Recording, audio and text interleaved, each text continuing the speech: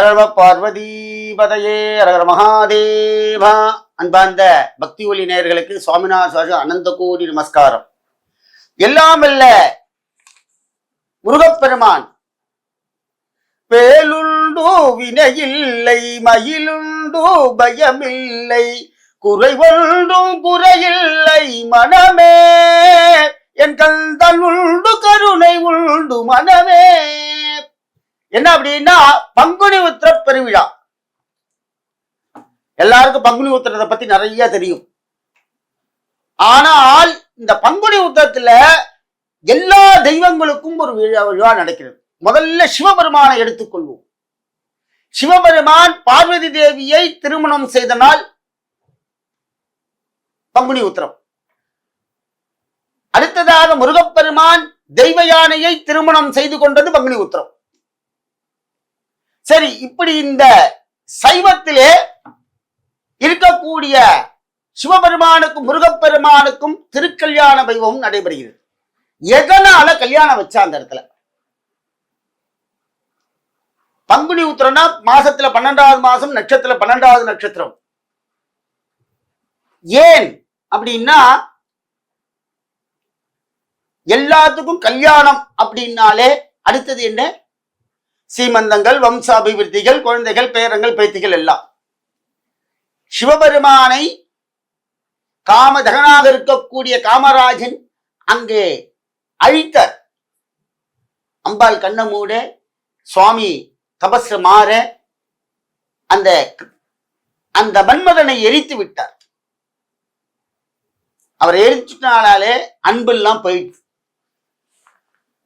அந்த மன்மதனுடைய மனைவியாகப்பட்டவள் பரமேஸ்வரன் கேட்கிறா, சுவாமி எங்களை இப்படி அழிச்சுட்டேன்னா நாங்க எங்களுக்குன்னு கொடுத்த தொழில் அது அழிச்சுட்டேன்னு கேட்கிறா.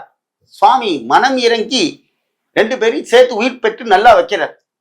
அப்ப சுவாமிகிட்ட வரம் கேட்கிறான், சுவாமி எங்களுடைய லீலைகளுக்கும் எங்களுக்கு ஒரு அனுகிரகம் பண்ணுங்கள் என்று கேட்கிறார்.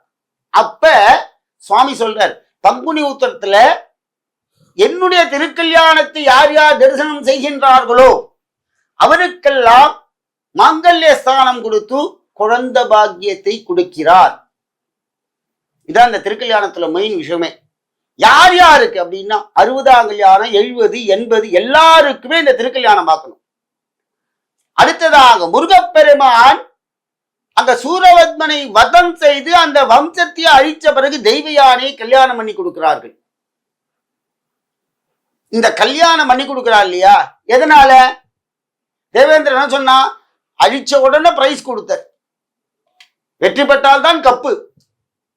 அதே போல இங்க முருகப்பெருமான் சூரபத்மனை வதம் செய்தோன்னா என் பொண்ணை கல்யாணம் பண்ணி கொடுக்குறேன்னா. சில பசங்கள்லாம் லவ் பண்ணிட்டு இருப்பா. அதுவும் இந்த சின்ன வயசுல ரொம்ப அதிகமா இருக்கும் இந்த லௌகீகத்துல. வேலைக்கு கூட போயிருக்காது, 10வது கூட படிச்சிருக்க மாட்டா. இது எதுக்காக சொல்ல வர அப்படின்னா இந்த பங்குனி உத்திரத்துக்கு அதுக்கு சம்பந்தம் இருக்கு. இந்த மன்மதனுடைய லீலைகள் சிவபெருமான் அனுகிரகம் பண்ற இடத்துல. அதனால்தான் பங்குனி உத்திரத்துல யார் யார் கல்யாணம் ஆகலையோ அந்த பங்குனி உத்திரத்துல கல்யாண உற்சவத்துல போய் கலந்துக்கணும். மாமா எங்களுக்கு 30 வயசு ஆகுதுன்னு கல்யாணமே நடக்கலாம், பங்குனி உத்திர கல்யாண உற்சவம் பண்ணுங்க. முருகனுக்கு, சிவபெருமானுக்கு கல்யாண உற்சவம் நீங்க எங்க வேணா பண்ணலாம். இப்படி இந்த கல்யாண உற்சவம் மண்டலத்தினால என்ன ஆகுன்னா அவளுக்கு கல்யாணம் ஆகி வம்ச அபிவிருத்தியை கொடுக்கிறார் முருகப்பெருமான். அடுத்ததாக இந்த பங்குனி உத்திரத்திலே எம்பெருமான் முருகப்பெருமானுக்கு அபிஷேகம் ரொம்ப பிடிக்கும். ஏன்னா இந்த பங்குனி உத்திரத்துல பால்குட விழாலாம் எடுப்பாங்க. ஏன் முருகனுக்கு எடுக்கிறாங்க? எம்பெருமான் சூரபத்மனை வதம் செய்து உட்கார்ந்துட்டார், ஒரே ரத்தம் உடம்பெல்லாம். போர்க்களத்துல அப்படியே சோர்ந்து போயிட்டான் எங்க அப்பா முருகன். உடனே எம்பெருமானுக்கு கோமாதாவுடைய அந்த கோட்சீலகத்தாலே அவ்வளோ அபிஷேகம் பண்ணாலாம், குடிச்சாராம் தாகம் தனிய. ஆனால்தான் இன்னைக்கு பால்கொட விழா எடுக்கிறார்கள். அபிஷேகங்கள், திவ்யமான அபிஷேகம் நடக்கும் காலையில சுவாமிக்கு. அதெல்லாம் போய் கலந்துக்கணும். பெருமானுக்கு பால் வாங்கி கொடுக்கணும், அவருக்கு அபிஷேக பொருட்கள்லாம் வாங்கி கொடுங்கோ. போர்க்களத்திலே அப்படி ஒரு சண்டையை போட்டு சூரபத்மனை வதம் செய்து வந்து உட்கார்ந்தவர். அன்னைக்கு சாயங்காலம் தான் தேவயானை கல்யாணம் பண்ணி கொடுக்கிற தேவேந்திரன். அதனாலதான் பங்குனி உத்திரத்து அன்னைக்கு தேவயானைக்கு கல்யாணம். முருகப்பெருமானுடைய கல்யாண தரிசனம் பண்ண வேண்டும். ஏன் இந்த இடத்துல கல்யாணம் ஏன் சொன்னா அப்படின்னா, இந்த பெரிய பவரே அதுதான். ஒரு பெரிய காரியத்தை முடிச்சுட்டு வந்து உட்கார்ந்து வச்சுங்களேன், சந்தோஷமா இருக்கும். எப்படின்னா 30 நாள் வேலை பார்த்துட்டு 31ஆம் தேதி அன்னைக்கு 1ஆம் தேதி காலையில சம்பளம் வாங்கும்போது அம்மாடின்னு ஆத்துல வந்து உட்காருவா. அப்ப பசங்களுக்குலாம் என்னென்ன வேணும் ஏது வேணும் கேட்டு வாங்கி கொடுக்குது. அதே மாதிரி எம்பெருமான் அனைத்து விதமான அனுக்கிரகத்தையும் அன்னைக்கு செய்கிறார். ஆகையினால எல்லாரும் அந்த பங்குனி உத்திரத்தன்னைக்கு முருகப்பெருமானுடைய அனுக்கிரகத்தை பெறுங்கள். அடுத்ததாக பெருமா கோவில்ல என்ன விசேஷம் சார் அப்படின்னா, அந்த ஸ்ரீரங்கநாதர் ஆண்டாள் தேவியை கல்யாணம் பண்ணி கொண்ட நாள் பங்குனி உத்திரம். இந்த பெருமா கோவில் அம்பாளுக்கு கல்யாண உற்சவம் பண்றார். ஆகையினால எல்லா கோவிலையும் கல்யாண உற்சவம் நடக்கிறது. பெருமாளும் திவ்யமாக அந்த பங்குனி உத்திரத்துல கல்யாணம் பண்ணிட்டு ராமச்சந்திரமூர்த்தி நமக்கு அனுகிரகம் பண்ணார். ஆன்மீக அன்பர்கள் எல்லோரும் இந்த பங்குனி உத்திரத்து அன்னைக்கு திருக்கல்யாணத்தில் கலந்து கொள்ளுங்கள். நிறைய திருமங்கல்ய சரடெல்லாம் வாங்கி கொடுங்க. நிறைய திருமங்கல்ய சரடு மட்டும் யாரும் வேண்டான்னு சொல்ல மாட்டா. பிரசாதம் கூட வாங்காட்டலாம் பரவாயில்ல போயிடுவா. ஆனா அந்த திருமங்கல்ய சரடு எல்லாருக்கும் கொடுங்கள். பங்குனி உத்திரத்தும் போது மாங்கல்யம் நல்லா ஸ்ட்ராங்கா இருக்கும். இந்த பங்குனி உத்திரத்துல ஒரு பெரிய விசேஷம் ஒண்ணு இருக்கு. தீராத அனைத்து விதமான பிரச்சனைகளையும் இந்த முருகப்பெருமான் சிவபெருமான் ரங்கநாதர் தீர்த்து வைப்பார். என்ன பண்ணணும் அப்படின்னா, நேர கோவிலுக்கு போங்க. கோவில்ல போய் குருக்கள்கிட்ட கேளுங்க, பட்டாச்சாரியிட்ட கேளுங்க, என்ன வேணும்னு கேட்பா. உங்களால முடிஞ்சது அங்க வாங்கி கொடுங்க. அன்னதான வைபவம் கல்யாணத்துல போனேன்னா முதல்ல என்ன சொல்றா, வாங்கோன்னு கூப்பிடுவா. நீங்க போகும்போது போயிட்டு வரேன்னு சொல்லுமா என்ன கேட்பா, எத்தனைப்பா கவர் வாங்கிட்டேலா, பொண்ணுக்கு ஆசீர்வாதம் பண்ணலாம் கேட்கவே மாட்டா. என்ன கேட்பா, எல்லாரும் சாப்பிட்டேலா, சாப்பாடு நல்லா இருந்துதான் முதல்ல கேட்பா. அதே போல இந்த கல்யாண உற்சவத்துல அன்னதானத்தை வைபவம் பண்ணுங்கள். அடுத்தது என் கடன் தொல்லை தீரணும் சார் அப்படின்னா இந்த கல்யாண உற்சவத்துல போய் கலந்துக்குங்க சார். இந்த கடன் பிரச்சனை தீரும். எப்படி அப்படின்னா, தெய்வயானிட கல்யாணத்துக்கு 33 கோடி தேவர்கள் அங்க வந்து நிக்கிறா. சுவாமியோட கல்யாணத்தை, பரமேஸ்வரன் கல்யாணத்தை பார்க்கிற, ராமச்சந்திரமூர்த்தி கல்யாணத்தை பார்க்க வரா. அப்படி ஒரு பெரிய வைபவம். அங்க போய் நில்லு கேளுங்க சார். அடுத்ததாக சர்வரோக நிவாரணம்.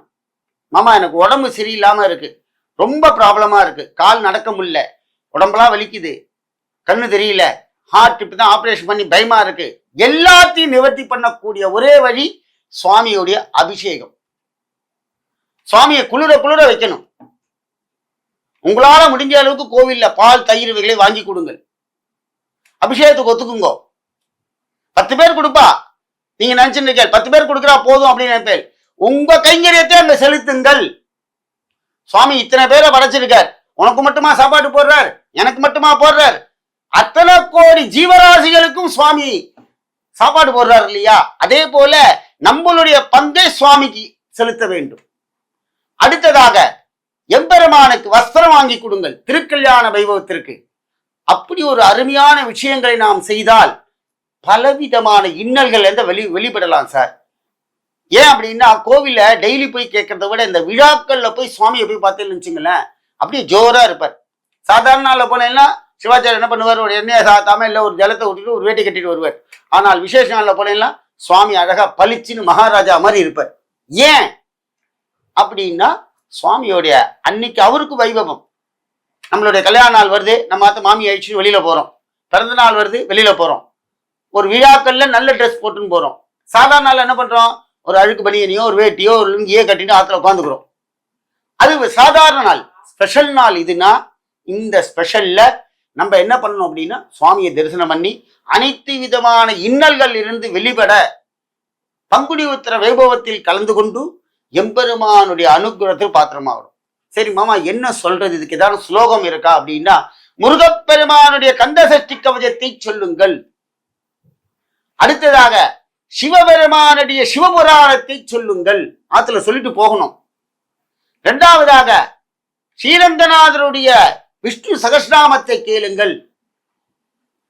இப்படி ஒவ்வொருத்தருடைய சுவாமியுடைய அந்த வேத மந்திரங்களை நாம் சொல்ல போனால் நமக்கு அதிக பலன்களை தருகிறார். ஆத்துல காலையில பங்குனி உத்திரத்தன்னைக்கு எழுந்து காலையில எழுந்தோன்னு குளிச்சு சுவாமிகிட்ட நமஸ்காரம் பண்ணி முருகப்பெருமானுக்கு விரதம் இருக்கணும். இந்த எல்லா சுவாமியோட முருகர் தான் அங்க பவர் ஜாஸ்தி. முருகப்பெருமானுக்கு காலையில விரதம் இருந்து ராத்திரி தான் சாப்பிடணும். சுவாமியுடைய அபிஷேகங்கள்லாம் பார்த்துட்டு கோவில்ல பிரசாதம் கொடுத்தால் வாங்கி வச்சுக்குங்க. முதல்ல வேண்டாம்னு சொல்லக்கூடாது. சுவாமி நான் விரதம் நான் வாங்கிக்க மாட்டேன்னு சொல்லக்கூடாது. நீங்க வாங்கி கையில வச்சுங்கோ. வேற யாராவது கேட்டா குழந்தைகளுக்கு கொடுங்கோ. கல்யாணம் ஆகாத குழந்தைகள், பண கஷ்டம் உள்ளவா, கடன் உள்ளவா எல்லாருமே முருகப்பெருமானுக்கு விரதம் இருங்கள் பங்குனி உத்திரத்தன்னைக்கு. ஏன் அப்படின்னா உங்க பிரச்சனைய அவர் ஒருத்தர் தீர்த்து வைப்பார் வேகமா.